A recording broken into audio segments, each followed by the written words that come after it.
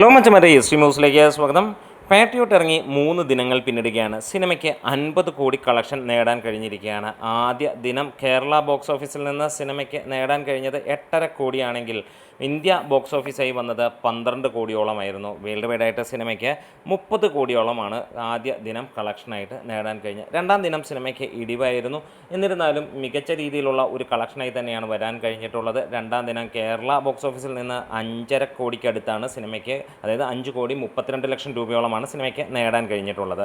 അങ്ങനെ ഇന്ത്യ ടോട്ടലായി 2 ദിനം കൊണ്ട് സിനിമയ്ക്ക് 20 കോടി 48 ലക്ഷം രൂപ നേടാൻ കഴിഞ്ഞു എന്നുള്ളതാണ് ഇപ്പോൾ പുറത്തു വരുന്ന റിപ്പോർട്ടുകൾ. മൂന്നാം ദിനത്തോടെ സിനിമ 30 കോടി കടക്കും എന്നുള്ളത് തന്നെയാണ് പ്രവചനങ്ങളും കൂടുതലായി വരുന്നത്. എന്താണെങ്കിലും മോശമല്ലാത്ത ഒരു കളക്ഷൻ എന്ന് തന്നെ പറയാം. ഒരുപക്ഷെ മമ്മൂട്ടിയും മോഹൻലാലും ഒരുമിച്ച് അഭിനയിക്കുമ്പോൾ ഇതൊരു ചെറിയ എമൗണ്ട് ആണെന്ന് പറയാം. അല്ലാതെ നോക്കിക്കഴിഞ്ഞാൽ നല്ല ഒരു കളക്ഷനാണ്. പക്ഷേ ബഡ്ജറ്റ് വെച്ച് നോക്കുമ്പോൾ ഇത് ഒരു പാളിപ്പോയ കഥയുമായി മാറുകയാണ്.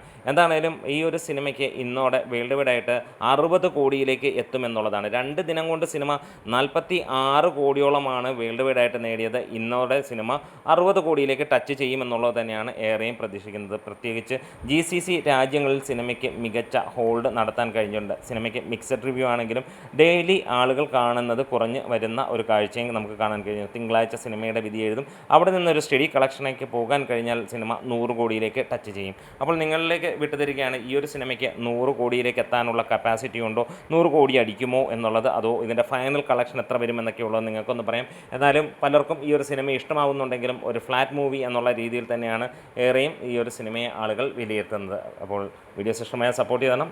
Thank you bros.